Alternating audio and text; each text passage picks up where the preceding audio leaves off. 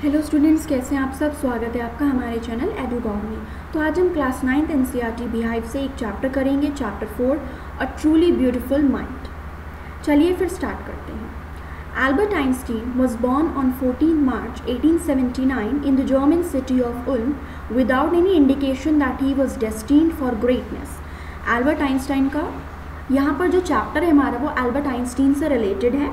और आप जानते हो कि उनको हम क्या कहते थे, जीनियस।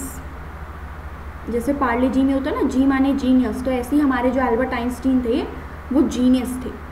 और उनका जन्म हुआ था 14 मार्च 1879 को एक जर्मन की सिटी थी उल्म। और जब वो उनका जन्म हुआ था तो एक नॉर्मल बच्चे की तरह ही थे। हालांकि उनकी जो मदर थी वो एल्बर्ट को बहुत ही डरावना समझती थी, क्योंकि जो उनका सिर था वो काफ़ी बड़ा था। बड़ा था, इसलिए वो उनको डरावने लगते थे। फ्रीक मतलब डरावना। जब वो 2.5 साल के हुए तो आइंस्टीन जो थे वो अभी भी बात नहीं करते थे। And when he finally did learn to speak, वो हर चीज़ को 2-2 बार रिपीट करते थे। पहले तो 2.5 साल की उम्र तक वो बात नहीं कर सकते थे, और जब उन्होंने बोलना सीखा तो वो हर एक वर्ड को या हर एक सेंटेंस को 2-2 बार रिपीट करते थे। आइंस्टीन को नहीं पता था कि उन्हें बाकी दूसरे बच्चे जो होते हैं, जैसे बचपन में उनको प्ले ग्रुप में डाला होगा, स्कूल भेजा होगा, तो उनको मालूम नहीं था कि वो बाकी बच्चों के साथ उनको क्या करना है। तो वो अपने प्लेमेट्स जो होते थे उनके साथ ना खेलते, ना बात करते, ना कुछ करते। और उनके जो प्लेमेट्स थे, जो उनके क्लासमेट्स थे, वो उनको क्या बोलते थे, ब्रदर बोरिंग। आइंस्टाइन को बोलते थे brother boring. So the youngster played बा, और इसलिए आइंस्टीन क्या करते थे, वो अकेले ही अपने आप समय अपना बिताते थे, अकेले खेलते थे। और उनको सबसे ज़्यादा अच्छा लगता था मैकेनिकल टॉयज़ जो होते थे छोटे छोटे, वो उनसे खेला करते थे। जैसे कोई टूटी हुई घड़ी निकाल ली, कोई टूटी हुई और चीज़ निकाल ली, वो अपने आप ही खेलते थे। जब उनकी न्यूबॉर्न सिस्टर थी, उसका नाम था माजा। न्यूबॉर्न सिस्टर का नाम था माजा, और उसको देखकर वो बोलते थे कि इसके व्हील्स कहाँ हैं, मतलब उन्हें लगता था कि उनकी न्यूबॉर्न सिस्टर जो है वो कोई मैकेनिकल टॉय है, क्योंकि वो छोटी सी थी। अब एक बार हेडमास्टर जो थे उन्होंने उनके फादर को बुलाकर बोला कि आइंस्टाइन दुनिया का कोई सा भी प्रोफेशन ऑप्ट कर ले, कोई फ़र्क नहीं पड़ता, क्योंकि वो कभी भी सक्सेसफुल नहीं हो सकता। एक बार हेडमास्टर ने उनके फादर को बुलाकर ये सारी बातें कही। अब आइंस्टाइन जो थे वो धीरे धीरे, जब वो 6 साल के हुए तो वायलिन बजाना सीखा, क्योंकि उनकी मदर चाहती थी। उनकी मदर के कहने पर उन्होंने वायलिन बजाना सीखा at the age of 6 years। And he later became a gifted amateur violinist. Amateur का मतलब होता है जो कोई काम पैसों के लिए नहीं, अपने पर्सनल इंजॉयमेंट के लिए किया जाता है, उसे हम एमेच्योर कहते हैं। और इस स्किल को उन्होंने थ्रू आउट अपनी लाइफ बना कर रखा, तो वो वायलिनिस्ट भी बने। But Albert Einstein was not a bad people, वो बुरे नहीं थे। जब वो हाई स्कूल गए म्यूनिश में, जहाँ पे आइंस्टीन की फैमिली जो थी वो वहाँ पर बस गई, रहने लगी। और कब ट्रांसफ़र ले लिया आइंस्टीन की फैमिली ने, जब वो 15 मंथ्स के थे। जन्म हुआ था जर्मन सिटी उल्म में, और जब आइंस्टीन 15 महीने के थे तो ये सारी फैमिली कहाँ आ गई रहने के लिए, म्यूनिश। तो आइंस्टीन, जैसा कि हेडमास्टर ने कह दिया कि ये तो डल बच्चा है, ये कुछ नहीं कर पाएगा, आइंस्टीन के ऑलमोस्ट हर सब्जेक्ट में अच्छे मार्क्स आते थे। लेकिन आइंस्टीन को स्कूल पसंद नहीं था, और हमेशा उसकी टीचर से लड़ाई हो जाया करती थी, आर्ग्यूमेंट हो जाती थी। जब वो 15 साल के थे, आइंस्टीन को बहुत ज़्यादा परेशानी होने लगी स्कूल जाने में, और उनको ये लगा कि मैं स्कूल के लिए नहीं बना हूँ, और उन्होंने स्कूल से अपना नाम कटवा लिया।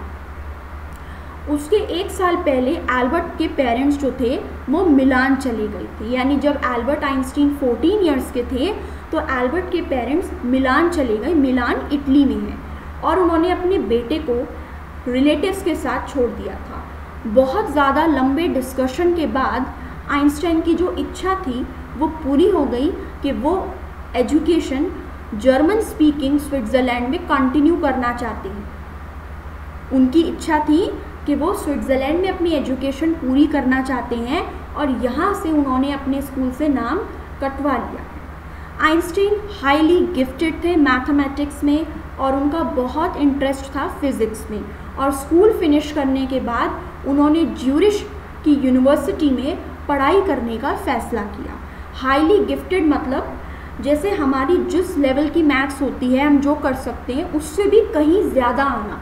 जैसे कोई 8th क्लास में स्टूडेंट है, लेकिन अगर वो 12th क्लास के सम्स आसानी से कर सकता है और एक्सप्लेन भी कर सकता है तो इसका मतलब वो गिफ्टेड है, कोई चीज़ में बहुत ही ज़्यादा वो स्पेशल है।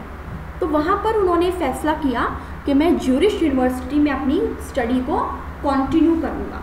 But science wasn't the only thing that appealed to the dashing young man with walrus mustache।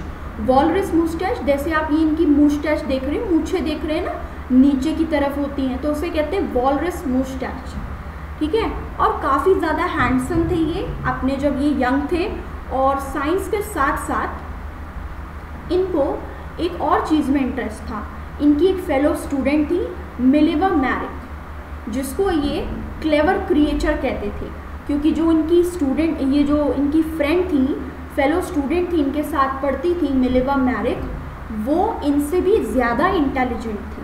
मतलब ये तो थे ही इंटेलिजेंट और जीनियस, लेकिन जो मिलेवा मैरिक थी वो और भी ज़्यादा इंटेलिजेंट थी और जीनियस थी।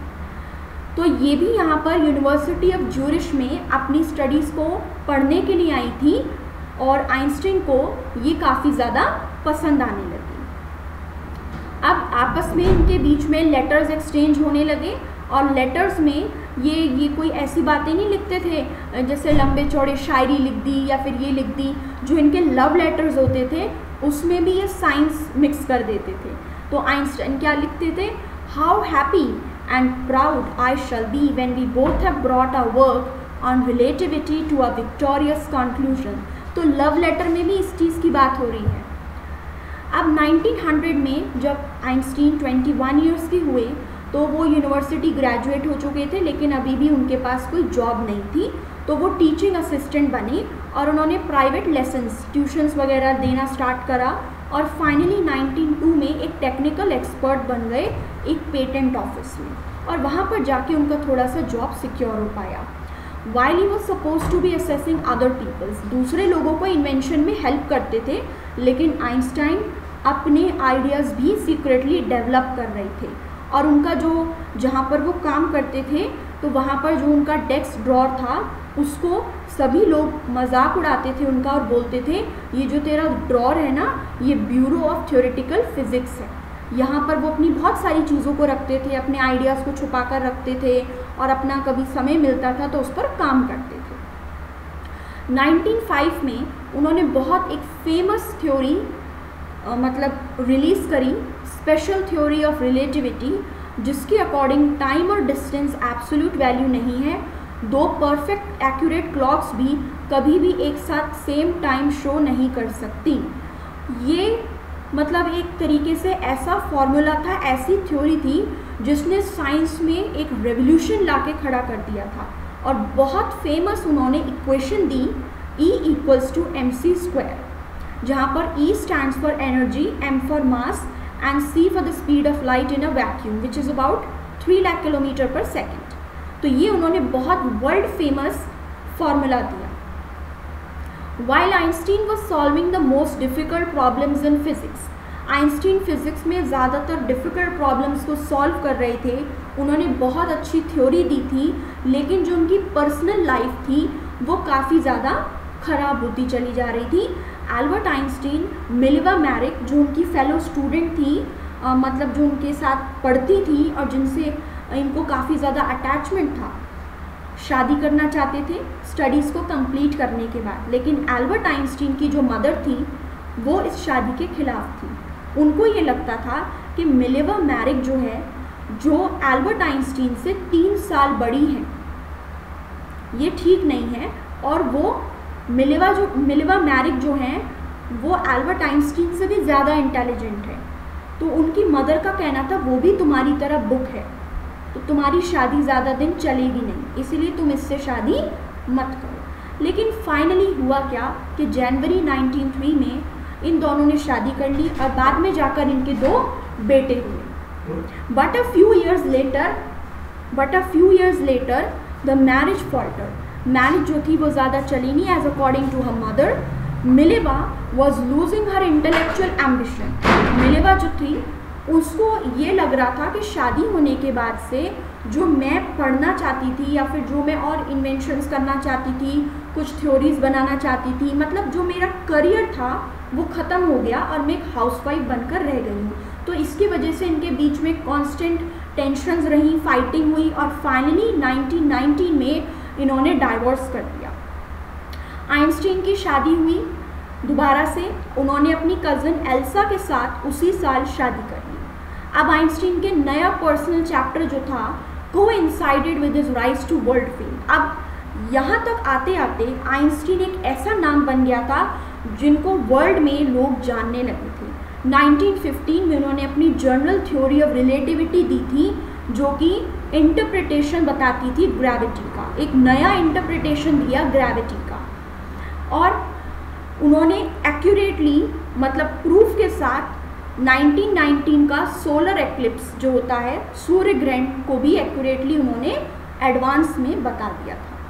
न्यूज़पेपर्स ने इस वर्क को, उनके काम को, जो जनरल थ्योरी ऑफ रिलेटिविटी दी थी उस काम को एक साइंटिफिक रेवोल्यूशन माना और आइंस्टीन को नोबेल प्राइज़ मिला फिज़िक्स के लिए 1921 में।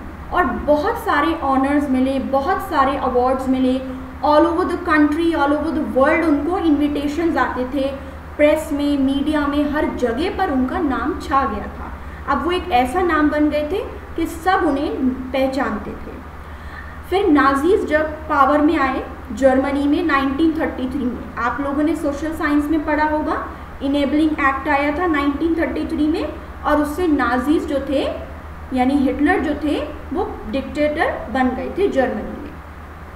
आइंस्टीन जो थे यूनाइटेड स्टेट्स चले गए एंड आफ्टर 5 इयर्स डिस्कवरी हुई न्यूक्लियर फिजन की बर्लिन में, जिससे अमेरिकन फिजिसिस्ट जो थे वो काफ़ी ज़्यादा अपसेट हो गए और बहुत लोग जो थे वो बाहर मतलब दूसरे देश चले गए क्योंकि उनको हिटलर से और नाजी से डर लग रहा था कि वो एटॉमिक बॉम्ब का यूज़ ना कर बैठे।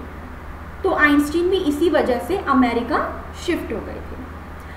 At the urging of a colleague, Einstein ने अमेरिकन प्रेसिडेंट को एक लेटर लिखा। फ्रैंकलिन डी रूजवेल्ट उस समय अमेरिकन प्रेसिडेंट थे और उन्होंने लेटर में क्या लिखा, एक तरीके से वार्निंग लिखी कि अगर इस तरीके का एक सिंगल बॉम्ब भी एक्सप्लोड हो गया तो ये बहुत सारे आसपास की टेरिटरीज को डिस्ट्रॉय कर देगा। His words did not fail to have an effect. और आप जानते हो कि हिरोशिमा नागासाकी पर जो कि जापानीज सिटीज़ हैं, अगस्त 1945 में अमेरिका ने सीक्रेट प्रोजेक्ट में ये बॉम्ब गिरा दिया था और वहाँ पर कितना विनाश हुआ था। तो आइंस्टीन ने चेतावनी दी थी लेकिन अमेरिका ने इसको नज़रअंदाज किया। आइंस्टीन इसके बाद, इस डिस्ट्रक्शन के बाद उनको बहुत ज़्यादा ठेस पहुंची क्योंकि वो साइंस को एक तरीके से एडवांसमेंट की तरह समझते थे कि साइंस से लोगों का भला हो, साइंस की टेक्नोलॉजी से लोगों का वेलफेयर हो सके। लेकिन अगर किसी चीज़ से डिस्ट्रक्शन हो रहा है तो वो उस चीज़ को बड़ा ही गलत समझ रहे थे और उन्होंने एक पब्लिक लेटर भी लिखा यूनाइटेड नेशंस को, यूएनओ आप लोग जानते होंगे, यूनाइटेड नेशंस को लेटर लिखा जहाँ पर उन्होंने डिमांड करी, एक प्रपोजल भी दिया कि आप एक वर्ल्ड गवर्नमेंट बनाइए जिससे कभी भविष्य में इस तरीके का बॉम्ब गिराना और एटॉमिक बॉम्ब का यूज़ करना, वर्ल्ड वॉर करना ना हो, क्योंकि इससे सिर्फ नुकसान होता है। Einstein died in 1955 at the age of 76। उनको एक साइंटिफिक जीनियस के साथ साथ लोग एक वर्ल्ड सिटीज़न और एक विजनरी के तौर पर ज़्यादा याद करते हैं कि वो जीनियस तो थे ही, उन्होंने बहुत सारे रेवोल्यूशंस किए, उन्होंने बहुत सारी थ्योरीज निकाली, बहुत सारे साइंस के प्रूफ दिए, लेकिन उसके साथ साथ वो ऐसे साइंटिस्ट थे जिन्होंने मानवता की हित के लिए काम करने का सोचा। तो विजनरी कौन होते हैं? जो अपने ओरिजिनल इंटेलिजेंट वे से लोगों की मदद करना चाहते हैं। तो इस चैप्टर के साथ हमने देखा कि कैसे एक जीनियस माइंड है जिनको शुरू में एक डम बच्चा समझा जाता था, कोई भी उनकी इंटेलिजेंस को समझता नहीं था, और उन्होंने बाद में जाकर अपनी मेहनत से और अपनी गिफ्टनेस से लोगों के बीच में प्रशंसा प्राप्त की, नाम कमाया, और पूरी दुनिया आज उन्हें जीनियस के रूप में जानती है। इसी के साथ ही जो हमारा चैप्टर है अ ट्रूली ब्यूटीफुल माइंड, जो कि बेस्ड था एल्बर्ट आइंस्टीन पर, वो फिनिश होता है। अब मैं इसके कुछ इंपॉर्टेंट MCQs लाके इस चैप्टर को और क्लियर कर दूँगी। आई होप आपको हमारी एक्सप्लेनेशन अच्छी लगी होगी। आप अपने वैल्यूएबल कमेंट्स हमें कमेंट सेक्शन में दे सकते हैं। तो मिलते हैं हम नेक्स्ट वीडियो के साथ। Till then take care and bye.